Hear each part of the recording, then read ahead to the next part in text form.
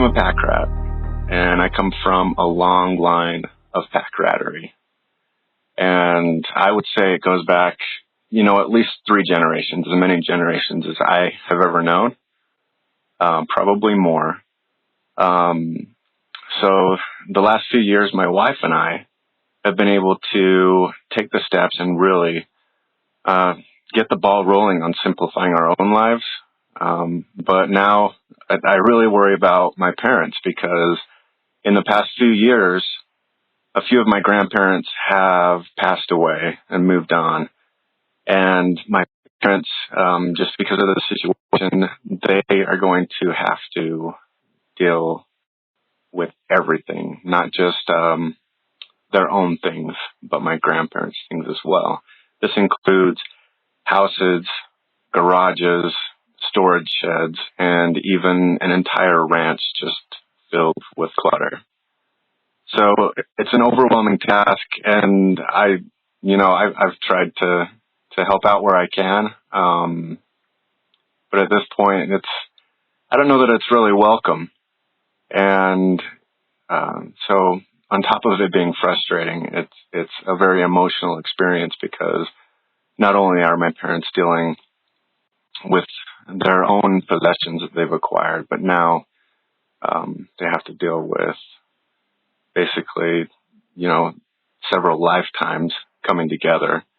So my one remaining grandmother, she's dealing with Alzheimer's, and so she's been living with us, and my parents have decided that it would be best for her to finish out her time here if they were all to move back to her house. And so they're going to be combining those 2 households, which already they're carrying a lot of things. So one of you said, you mentioned that sometimes it's our job to brainwash our kids. And I was wondering if you had any thoughts or tips on possibly brainwashing our parents or others, that just mean that much to us.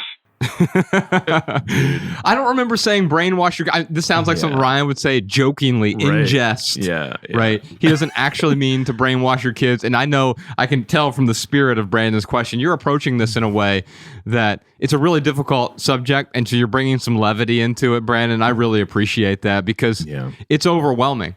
And before we started recording this, we were doing a live stream with our patrons here. Shout out to the live stream. Leave your comments and questions in the chat. We'll get to them as soon as we can. But Podcast Sean was talking about when his grandmother died in 2013, he realized that he was burdened by a lot of her stuff. She didn't realize he was going to be burdened by. In fact, she was holding on to a lot of these things, clinging to these things so that Sean and his family and his extended family would have access to them, not knowing that he might be burdened by them. But Sean, what was the outcome when you finally had to start dealing with her stuff? What did you realize? Well, I should clarify too. It was actually 2014 when she passed, but my father passed in 2013. So it's like back to back. And my dad and her, kind of like you, were highly organized. This was really clean. They were clean, fastidiously clean people. Just did a really good job at hiding just how much stuff they had and packing this stuff away. And so, that's the thing we did not really realize with my grandmother, because she was by herself at this point when she passed. And when we went in there and started cleaning that house out and getting it prepped, to sell, all I could think to myself, and this is before we really worked together as part of the Minimalist team. That wasn't until, late 2014, early 2015. But I kept thinking to myself as I'm going through and finding another thing and another thing and another thing and just deeper and deeper, right? And things that are obviously brand new that she completely forgot about. I thought, oh man, this is so much work. I don't want to do this to my kids. I don't want to do this to any of my survivors. I don't want them to go through my stuff and be the same way, right? But just feeling that burden and putting that burden on someone else. And I'm sure she wasn't thinking that, right? I mean, she came from a generation of growing up in the Depression, and they were thinking, oh, I better save this. I'm probably going to need it later. Yeah. Or somebody's going to need it later. 100%. Yeah. But Well, it's interesting because Sean came to that conclusion himself through experiencing going through his relatives who have passed, like going through their things. And that's the only brainwashing. I'm joking and doing air quotes. I just want to be very clear right now to people who aren't watching this. We're actually going to have on the Maximal episode this week, we're going to have someone who is accusing us of being very cult-like. So that one will be fun. I think we are a little cultish. After talking to Amanda Montal, I mean, we all belong to some sort of cult. Anyway, I get it. Brainwashing comes along with being in a cult. But look, Sean brainwashed himself essentially. That's what happened. Yes. And for us to sit here and be like, well, here's how you can manipulate your relatives into getting rid of their stuff. Like Josh and I are not. We're not encouraging you to manipulate. We're not encouraging you to brainwash. The only thing that Josh and I really are encouraging people to do in this situation like this is to be supportive. And that's the only way you can really get through to anyone in this type of situation. It's how can you help them? And when they ask for help, then be at the ready to help them. I mean, I've got relatives who, Mariah has relatives who hold on to stuff. And like, I don't go to their house and judge them. I don't try to brainwash them. Some of them have asked for help, and then I'll give them some ideas and try to help them out. But there is no brainwashing in this. No one likes to be manipulated. So this is more of a matter of how can you support your relatives? How can you be compassionate towards your relatives? And then it's not even nudging them. It's more about just being there when they are asked for help. Like, be at the ready to help them. I agree that we don't want to brainwash anyone. Right. However, I understand where he's coming from. I need to convey this so I'm not burdened by this stuff. And so instead of convincing them that they have too much stuff, because convincing doesn't work either. A man convinced against his will is of the same opinion still. And that certainly goes for your parents.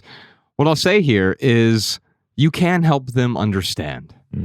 Right now, they don't understand that this stuff is a burden. Or if they do, they don't understand the gravity of that burden. They might realize like, oh yeah, it's a little bit of stuff. They'll have to sort through it, but it's better for the whole family if we hold on to these things. That's the story they're telling themselves. But if you ask them some very pointed, compassionate, kind questions. I feel for you and where you are right now, Brandon, because you don't want to be burdened by these things. And so I wouldn't go to it in a way that's saying no, no, no. I would go to it in a way that helps them understand that if they hold on to too many things, what they're doing is weighing your future self down. So let's talk practically what you can do. You can tell them, hey, there are some things that you own right now that I would love to inherit. That's how you say yes to them holding on to some stuff. So don't just hop in there. And this goes to Ruth and her question earlier as well. You don't want to just hop in there and say, no, no, no. You walk over to the house, you look at all the stuff. No to that. No to that. No, no, no, no, no, no, no, no, no, no, no. I don't want your stuff. Okay. That's not helpful. But what if you go to the house and say, oh, wow, look at these 12 things. I would really like to hold on to that and that and that. Hey, what about this dresser? No, I don't have any use for that personally, but someone else might find value in it. Let's see if anyone else in the family is interested in that. I was talking to my wife about this just yesterday.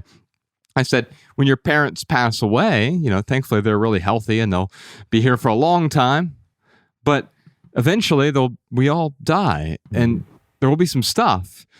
How is your family going to handle that? Are they going to feel compelled to give it all to you? And she said, no, I think some of my family will find value in many of those things, but we're not going to fight over those things. But we're also not going to force other people to take the things that we don't want. Yeah. And I thought that was a really mature perspective here, because really when we're talking about inheriting, there are some things we want to inherit. Sure. But most of the things we have no desire to be burdened by in the first place. So you can set that expectation right now by saying yes to the things you know you want and allowing them to pass on the other things that someone else will get value from. Because just because you're not going to get value from the thing doesn't mean that someone else won't get value from it. And they might even get value from it now. So letting go of it right now or this year or soon will mean that it's not taking up space, not collecting dust, not being treated like a dead thing in a mausoleum.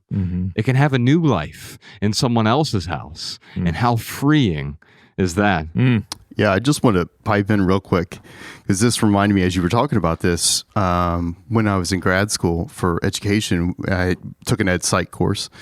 And in ed psych, one of the things they say is you don't want to tell students, this is how we learn as humans, don't tell students what you don't want them to do. Emphasize what you want them to do. Emphasize the positive behavior. Incentivize, don't punish. Did you enjoy this standalone Patreon highlight? If so, you can listen to full episodes of the Minimalist Private Podcast, available exclusively on Patreon. Visit patreon.com/theminimalists or click the link in the description. Your support keeps our podcast and YouTube channel 100% advertisement free.